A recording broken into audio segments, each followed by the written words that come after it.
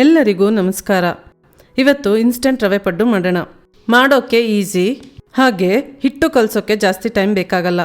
ಬೇಯೋಕ್ಕೆ ಸ್ವಲ್ಪ ಟೈಮ್ ತಗೊಳುತ್ತೆ.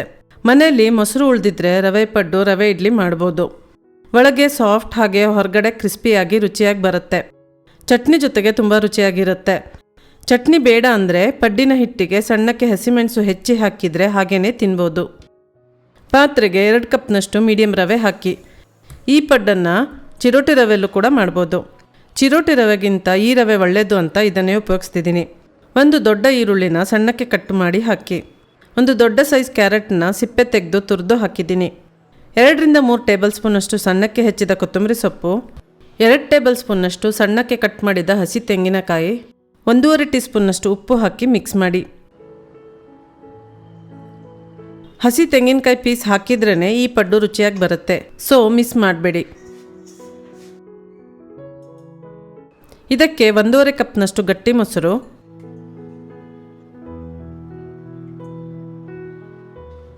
ಅರ್ಧ ಕಪ್ನಷ್ಟು ನೀರು ಹಾಕಿ ವಿಸ್ಕಿದ್ರೆ ಅದರಲ್ಲೇ ಮಿಕ್ಸ್ ಮಾಡಿ. ಗಂಟಿಲ್ಲದ ಹಾಗೆ ಚೆನ್ನಾಗಿ ಮಿಕ್ಸ್ ಆಗುತ್ತೆ.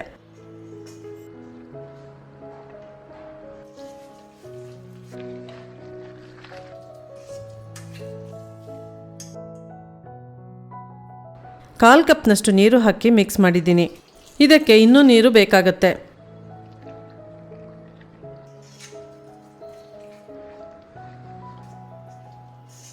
ಇವೆಲ್ಲ ಚೆನ್ನಾಗಿ ಮಿಕ್ಸ್ ಆದಮೇಲೆ ರವೆನ 10 ನಿಮಿಷ ನೆನೆಯಲು ಬಿಡಬೇಕು. 10 ನಿಮಿಷ ಆದಮೇಲೆ ನೋಡಿ ರವೆ ನೀರು ಹೀರಿ ಗಟ್ಟಿಯಾಗಿದೆ.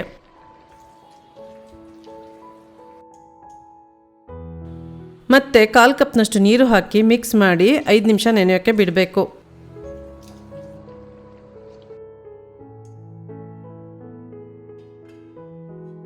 ಇನ್ಸ್ಟೆಂಟ್ ಪಡ್ಡು ಆಗಿರೋದ್ರಿಂದ 1/4 ಟೀ ಸ್ಪೂನ್ನಷ್ಟು ಅಡುಗೆ ಸೋಡಾ ಅಥವಾ ಬೇಕಿಂಗ್ ಸೋಡಾ ಹಾಕಲೇಬೇಕು. ಜಾಸ್ತಿ ಹಾಕಬೇಡಿ. ಸೋಡಾ ಪಡ್ಡು ಮಾಡೋ 5 ನಿಮಿಷ ಮುಂಚೆ ಹಾಕಿದರೆ ಒಳ್ಳೆಯದು. ಸೋಡಾ ಹಾಕಿ ಹಿಟ್ಟು ಮಿಕ್ಸ್ ಮಾಡಿದ ಮೇಲೆ ಹಿಟ್ಟು ಲೈಟಾಗಿದೆ ಅನಿಸುತ್ತೆ. ಸೌಟಲ್ಲಿ ಮಿಕ್ಸ್ ಮಾಡಿ ನೋಡಿ. ಬೇಕಾದರೆ ಸ್ವಲ್ಪ ನೀರು ಹಾಕಿ ಹಿಟ್ಟಿನ ಹದ ಅಡ್ಜಸ್ಟ್ ಮಾಡಿ.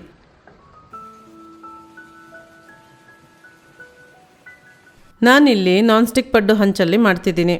ಸ್ವಲ್ಪ ಎಣ್ಣೆ ಹಾಕಲಿಲ್ಲ ಅಂದರೆ ಪಡ್ಡು ರುಚಿಯಾಗಿ ಬರಲ್ಲ. ಎಣ್ಣೆ ಎಲ್ಲ ಹಾಕಿದ ಮೇಲೆ ಒಂದ್ಸಲ ಹಿಟ್ಟನ್ನು ಮಿಕ್ಸ್ ಮಾಡಿ ಮುಕ್ಕಾಲು ತುಂಬುವಷ್ಟು ಒಂದೊಂದೇ ಪಡ್ಡಿನ ತೂತಲ್ಲಿ ಹಾಕಿ.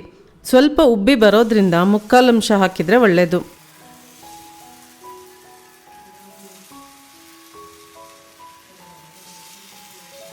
ಅದೇ ರೀತಿ ಹಿಟ್ಟನ್ನು ಎಲ್ಲದಕ್ಕೂ ಹಾಕಿ ಮಧ್ಯಮ ಉರಿಯಲ್ಲಿಟ್ಟು ರವೆ ಪಡ್ಡನ್ನು ಬೇಯಿಸಬೇಕು.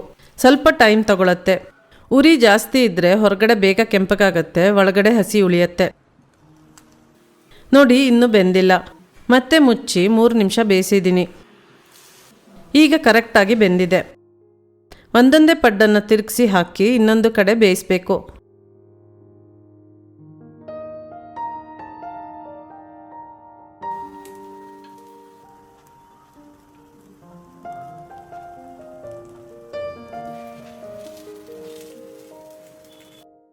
ತಿರುಗಿಸಿ ಹಾಕಿದ ಮೇಲೆ ಎಲ್ಲದಕ್ಕೂ ಸ್ವಲ್ಪ ಎಣ್ಣೆ ಹಾಕಿ ಮತ್ತೆ ಸಣ್ಣ ಉರಿಯಿಂದ ಮಧ್ಯಮ ಉರಿಯಲ್ಲಿಟ್ಟು ಬೇಯಿಸಬೇಕು.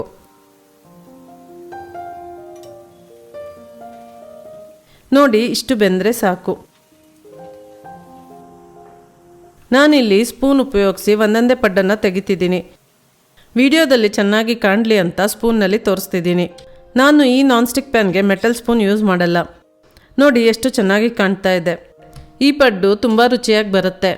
ತಿಂಡಿಗೆ ಏನು ಮಾಡೋದು ಅಂತ ತೋಚದೇ ಇದ್ದಾಗ ಅಥವಾ ಒಂದೇ ರೀತಿ ತಿಂದು ಬೇಜಾರಾಗಿದ್ದರೆ ಈ ರವೆ ಪಡ್ಡನ್ನು ಮಾಡ್ಬೋದು. ಅದೇ ರೀತಿ ಇನ್ನೊಂದು ಬ್ಯಾಚ್ ರೆಡಿ ಮಾಡಿದ್ದೀನಿ. ಡೈರೆಕ್ಟಾಗಿ ಪ್ಲೇಟ್ಗೆ ಹಾಕ್ತಿದ್ದೀನಿ. ಇದು ಕೂಡ ನೋಡಿ ಎಷ್ಟು ಚೆನ್ನಾಗಿ ಬಂದಿದೆ ಅಲ್ವಾ. ಮಾವಿನಕಾಯಿ ಸೀಸನ್ ಇರೋದ್ರಿಂದ ಮಾವಿನಕಾಯಿ ಚಟ್ನಿ ಜೊತೆಗೆ ಸರ್ವ್ ಮಾಡ್ತಿದ್ದೀನಿ.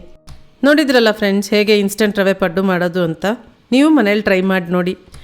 ಇಷ್ಟವಾದರೆ ಲೈಕ್ ಮಾಡಿ, ಹಾಗೆ ನನ್ನ ಚಾನಲ್ಗೆ ಸಬ್ಸ್ಕ್ರೈಬ್ ಮಾಡಿ. Thank you.